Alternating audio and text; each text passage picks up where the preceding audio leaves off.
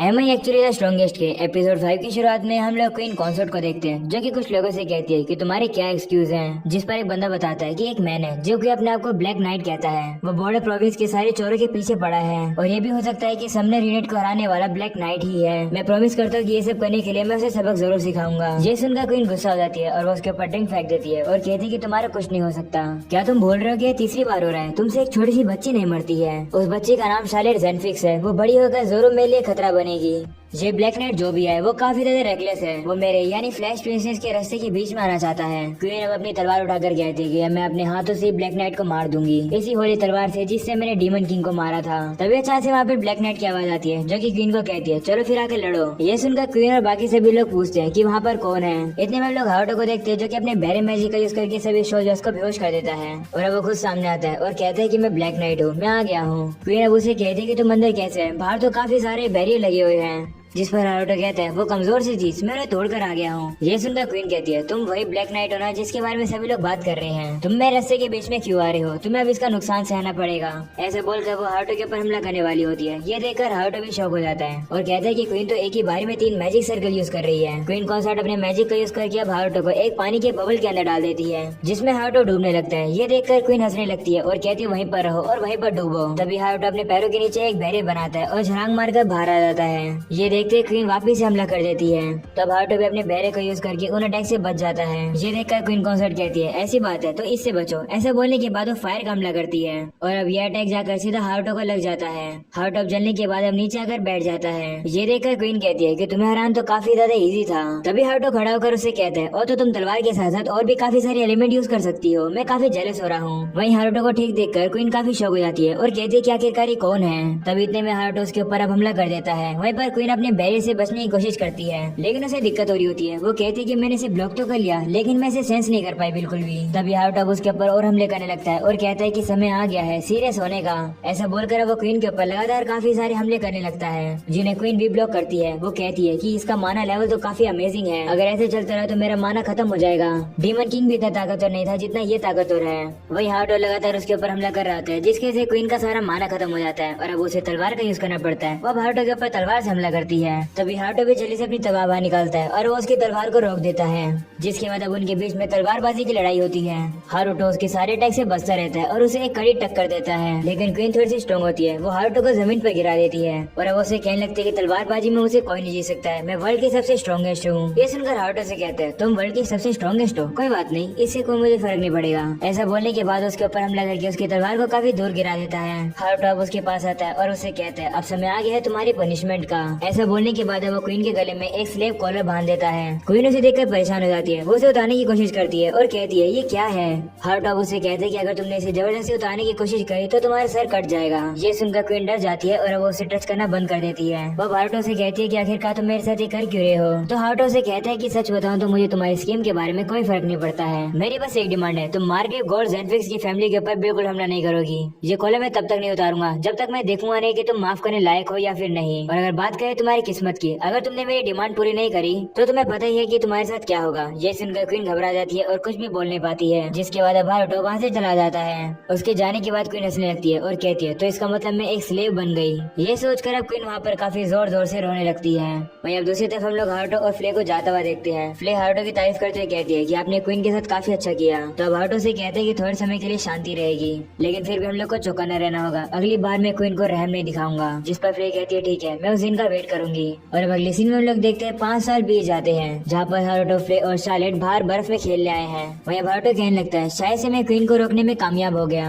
क्योंकि तब से क्वीन ने कुछ भी नहीं किया है और हमारे बीच में बिल्कुल भी इंटरफेयर नहीं किया और तब से लेकर अब तक 5 साल होने वाले हैं और मैं 15 साल का होने वाला हूँ। यहाँ पर तो विंटर्स में काफी ठंड रहती है, मैं अपने रूम में रहना चाहता हूँ। तभी शार्लेट हारुतो को बर्फ से बना हुआ एक ब्रोच दिखाती है। ये देखकर फ्ले भी शार्लेट की तारीफ करती है और कहती है तुम्हारा अच्छा है लेकिन मेरा तो उससे भी ज्यादा अच्छा है, ये देखो। उसे देखकर हारुतो और शार्लेट काफी ज्यादा शौक हो जाते हैं और उसे कहते हैं कि तुमने तो ये काफी कमाल का कैसल बनाया बर्फ से। जिसके बाद वो फ्ले से कहता है कि क्या तुम्हें इन कपड़ों में ठंड नहीं लग रही है। वहीं पर फ्ले ठंड से कांपते हुए कहती है कि मैं इन कपड़ों को चेंज कैसे कर सकती हो, ये पहले कपड़े हैं जो कि आपने मुझे दिए थे, मैंने चेंज कैसे कर लूंगी। ये सुनकर हारुतो से कहते हैं कि तुम एक बेवकूफ हो। ऐसा बोलने के बाद अब हारुतो अपने मैजिक का यूज करके उसे कपड़े पहना देता है गर्म वाले। हारुतो उसे कहते हैं कि अगली बार तुम्हें कोई भी दिक्कत हो तो मुझे बता दिया करो। तो फ्ले कहती है हाँ मुझे आपसे 10 चीज चाहिए, क्या मुझे वो मिल सकती है। तभी हारुतो से मना कर देता है और कहते नहीं बिल्कुल नहीं। तभी शार्लेट हारुतो से कहती है कि मुझे भी एक चीज चाहिए, क्या आप वो मुझे दे सकते हो? तो हारुतो मान जाता है और उसे पूछता है क्या? तो शार्लेट कहती है कि आज के लिए मैंने एक स्पेशल अटैक सोचा है जिसमें बर्फ की जरूरत पड़ेगी, लेकिन उस अटैक को मैं यूज नहीं कर सकती हूँ, लेकिन आप उसे जरूर हैंडल कर पाओगे। वहीं हारुतो शार्लेट को मना नहीं कर पाता है। वो उसे कहते हैं कि आखिरकार स्पेशल अटैक कौन सा है। तो अब शार्लेट अब उसके कान में उस अटैक को बताने लगती है और कहती है कि इसको अभी यूज करो। तब हारुतो के पास और कोई चॉइस नहीं होती है, वो उसे कहते हैं ठीक है।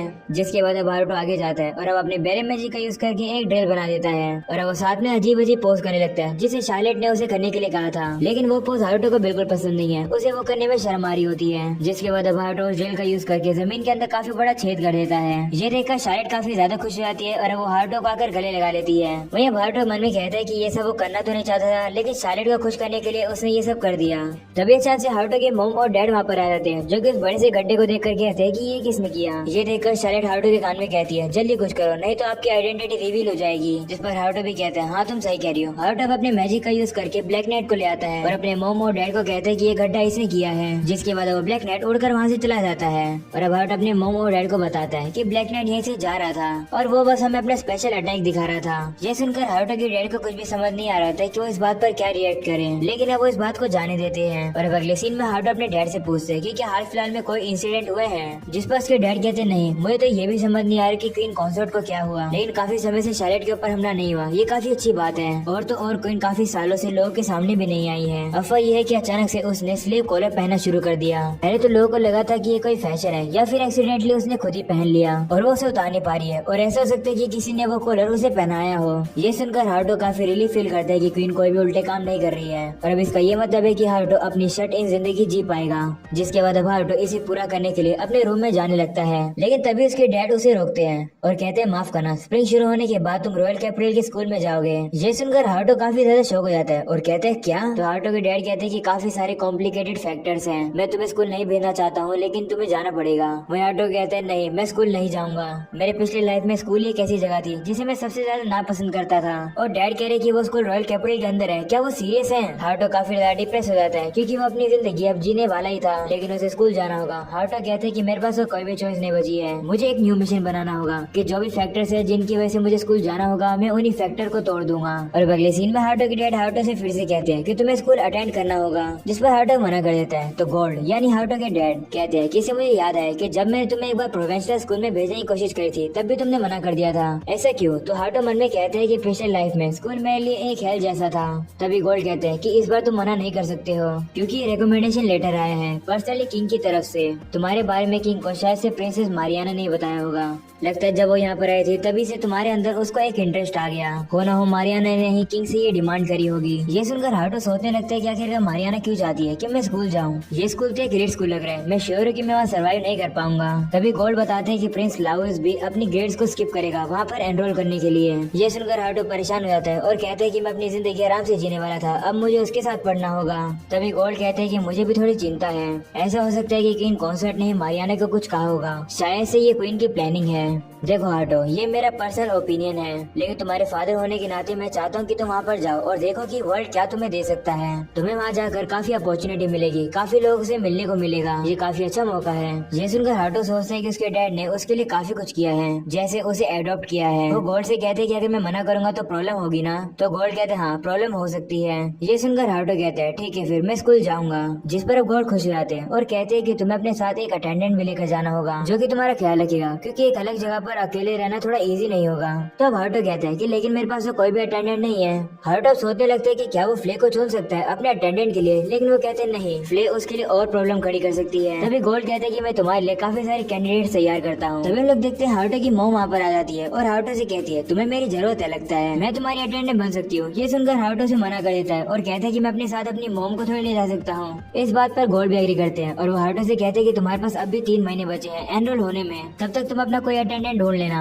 तो हारुतो भी मान जाता है और अब वो बाहर आ जाता है और कहता है कि मैं इतना इजीली अटेंड नहीं करूंगा स्कूल, भले मैंने जाने के लिए कह दिया हो, मैं एक ऑपरेशन चलाऊंगा स्कूल ना जाने के लिए। और अब अगले सीन में लोग देखते हैं हारुतो अपने रूम में आकर अपने क्लोन से कहता है तुम मेरी जगह पर स्कूल जाओ, जिस पर हारुतो का क्लोन सीधा मना कर देता है। तो हारुतो से कहता है कि तुम मैं हूँ, एक बार सोच कर देखो कि मैं क्या सोच रहा हूँ। तो क्लोन कहता है कि मैं क्लोन हूँ इसलिए मैं मैजिक का यूज नहीं कर सकता हूँ, तो तुम ये सोच रहे हो कि स्कूल वाले मुझे एक्सपेल कर देंगे क्योंकि मेरे पास मैजिक नहीं है। तो हारुतो से कहते हैं हाँ यही मेरा प्लान है, इससे डैड के लिए भी कोई दिक्कत नहीं आएगी। तो क्लोन कहता है कि वहाँ पर जाकर मैजिक का यूज मत करना, मेरी जगह पर तुम भी तो जा सकते हो। तो हारुतो हारुतो कहता है कि तुम्हें तो पता ही है कि मेरे पास बैरियर मैजिक है, अगर गलती से लड़ाई में मैंने मैजिक यूज कर लिया तो लोगों को पता चल जाएगा। ये सुनकर क्लोन गुस्सा होता है और कहता है कि अगर मैं वहाँ पर जाऊंगा तो मैं उन बच्चों से पिट जाऊंगा। तो हारुतो कहता है कि अगर तुम्हें कुछ हो भी गया तो मेरे पास रिप्लेसमेंट तैयार है तुम्हारे लिए। ये सुनकर क्लोन रोने लगता है और कहता है मुझे पता था, आखिरकार तुमने कितने और क्लोन बनाए हैं। तो हारुतो कहता है मजाक कर रहा हूँ, मैंने कोई भी क्लोन नहीं बनाए हैं, शार्लेट ने मुझे बनाने ही नहीं दिए। वो हमेशा कहती थी कि अगर मैं ऐसा करूंगा तो क्लोन को बुरा लगेगा। क्लोन अब रोने लगता है और कहता है कि मेरे होने के बावजूद भी तुम्हारे दिमाग में और क्लोन बनाने का आइडिया आया है क्यों? तुम आखिरकार क्यों हो? मैं तुम्हारा ही क्लोन क्यों बना हूँ? तो अब हारुतो से शांत कराता है और कहते हैं चिंता मत करो, मैं अपने बैरियर का यूज करूंगा